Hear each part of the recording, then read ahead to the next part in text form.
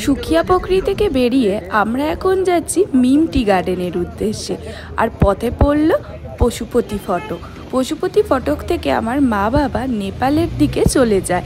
আর আমরা মা বাবাকে ছাড়তে এসে নেপালের যে বাজারটা রয়েছে, যেটাকে বলে পশুপতি মার্কেট, সেটাই ঘুরে দেখছিলাম। পশুপতি ফটক থেকে 300 টাকা গাড়ি নেয় এই মার্কেট নিয়ে যাওয়ার জন্য। যে গাড়ি করে যাবেন সেই গাড়িটা ওখানে গিয়ে ছেড়ে দিতে হয়, আর হাতে দিয়ে দেয় একটা টোকেন। আবার মার্কেটিং করার পর অন্য যে কোনো গাড়ি করে ওপরে উঠে আসতে হবে আর দিয়ে দিতে হবে 300 টাকা। এই প্রথম আরুষ নেপালের মাটিতে পা রাখলো, তারই কিছু ক্লিপস তুলে রেখেছি। তবে বলে রাখি, এখানে দাম কিন্তু বেশ ভালোই। যাই হোক, কেনাকাটা হয়ে যাওয়ার পর আমরা এখন যাচ্ছি মিম টি গার্ডেনের দিকে। সুখিয়া পোখরি থেকে মিমের দূরত্ব 3.5 কিলোমিটার। দূরত্ব কম হলেও রাস্তা কিন্তু খুবই খারাপ, পুরো আঁকা বাঁকা রাস্তা, একদম রাস্তা হাল খুবই খারাপ ছিল। আর ভীষণ ফগি ওয়েদার। আমরা এত ফগি ওয়েদারের মধ্যে আস্তে আস্তে করে এগিয়ে যাচ্ছিলাম মিম টি গার্ডেনের দিকে। আর রাস্তা কিন্তু বেশ সরু, সেটা তোমরা দেখতেই পাচ্ছ ভিডিওতে। সুখিয়া পোখরির মতোই এই মিম টি গার্ডেনের যেখানে আমরা থাকবো, ওই জায়গাটাও কিন্তু একেবারে অফবিট জায়গা। তো তোমরা নর্থ বেঙ্গলের এই অফবিট জায়গাগুলো অবশ্যই এক্সপ্লোর করো, গ্যারেন্টি তোমাদের ভালো লাগবে। অবশেষে এসে মিম টি গার্ডেনের তক্ত হোমস্টে। এখান থেকে মিম টি গার্ডেনের দূরত্ব বেশি নয়। আর এখানে এসেই ওই যে হলুদ রঙের যে বাড়ি মতো দেখছো, ওইখানেই ছিল 2টো রুম। আর আজকের থাকার জায়গা এটা। পুরো মনে হচ্ছিল আমরা যেন ভাড়া বাড়িতে এসে উঠেছি, পুরো নিজেদের জন্য সেপারেট। তো তোমাদেরকে আমি একটু আশপাশ দেখিয়ে দিচ্ছি চারিদিকের ভিউটা কীরকম, আর কেনই বা তোমরা এই মিম দেখতে আসবে। চারিদিকে অপরূপ সৌন্দর্য, পাহাড়ে ঘেরা, আর শান্ত নিরিবিলি পরিবেশে যদি থাকতে চাও তাহলে কিন্তু অবশ্যই আসতে হবে এই চা বাগানের মধ্যে।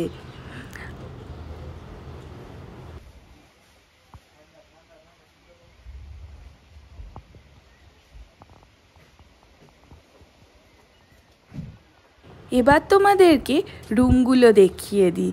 রুমের সাইজ একদিন থাকার জন্য বেশ ভালোই ছিল, আর বড় মিরার ছিল।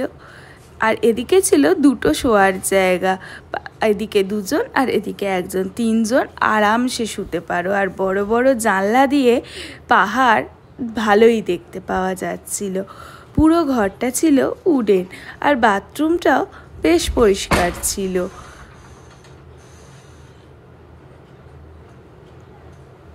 ওদেরই হোমস্টের ওপরে আরেকটা রুম ছিল, যেটা বিশাল বড় ছিল। তোমাদেরকে দেখিয়ে দিচ্ছি। এখানে মোটামুটি 6জন একসাথে থাকার বা 4জন একসাথে থাকার রুম। তো সেই জন্য আমরা আর এটা নিতে পারিনি। বাট এই রুমটা থেকে ভিউ ছিল অসাধারণ। তোমরা যদি কেউ 4জনের ফ্যামিলি আসো তাহলে অবশ্যই বুক করো এই 2nd ফ্লোরের রুমটা। এখান থেকে ভিউ কিন্তু অসাধারণ।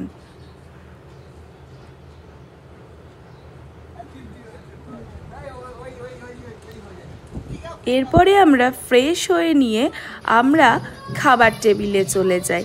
আর সেখানে ছিল কিন্তু মাছ, টাটকা টাটকা মাছ দিয়ে ভাত খেতে অসাধারণ লাগছিল। আর সামনে যদি থাকে এত সুন্দর পাহাড়, সারাদিনটা পাহাড়ের সৌন্দর্য দেখতে দেখতে ঘরে বসেই কাটিয়ে দিলাম। আর রাতের ডিনারে চলে এলো পনিরের একটা অসাধারণ পদ, তার সাথে আলু ভাজা আর রুটি। তো যাই হোক, আমরা ডিনারটা শেষ করে শুরু করব কালকে সকাল থেকে। তো গুড মর্নিং মিম বস্তি থেকে তোমাদের সকলকে গুড মর্নিং। আমরা এখন একটু হালকা কাঞ্চনজঙ্ঘা দেখতে পেয়েছি। Good morning everyone. আমরা আজকে সকালবেলা আছি হচ্ছে মিম এস্টেটের মাঝখানে একদম একটা প্রপার্টিতে। সকালবেলায় চা চলে এসছে, আর একদম ভোরবেলা 5:30 নাগাদ একটু কাঞ্চনজঙ্ঘা দেখা গেছিল, তারপর থেকে আর মোটামুটি দেখা যাচ্ছে না। তো যাই হোক, এখন চায়ের উপভোগটা করি। চায়ের উপভোগ কমপ্লিট হওয়ার পর আবার তোমাদের সঙ্গে দেখা হচ্ছে। চায়ের কাপ, কি সুন্দর ডিজাইন দেখতে পাচ্ছ। চা, দুজনের চা এসছে, এখানে চিনি আছে আর বিস্কিট আছে। তো চাটা চলো এনজয় করি। আমরা রিকোয়েস্ট করেছিলাম আমাদের যাতে জলখাবারে মোমো দেওয়া হয়, আর রিকোয়েস্ট করা মাত্রই হাজির হয়ে গেছে মোমো। আনলিমিটেড মোমো খেয়েছিলাম এখানে। তো এবার আমরা চলে যাচ্ছি মিম টি গার্ডেন দেখতে। তো অবশেষে পৌঁছে গেছি মিম টি গার্ডেনে। বলেছিলাম আমাদের হোমস্টে থেকে দূরত্ব একদম বেশি না, যদিও আমরা গাড়ি করেই এসেছি, তাও তোমরা পায়ে হেঁটেও চলে আসতে পারো এই টি গার্ডেনের দিকে।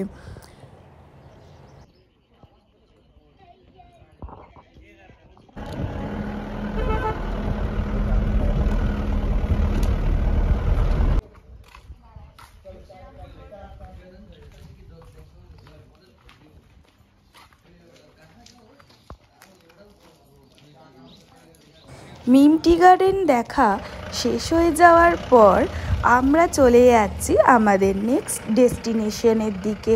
তো চলো টাটা।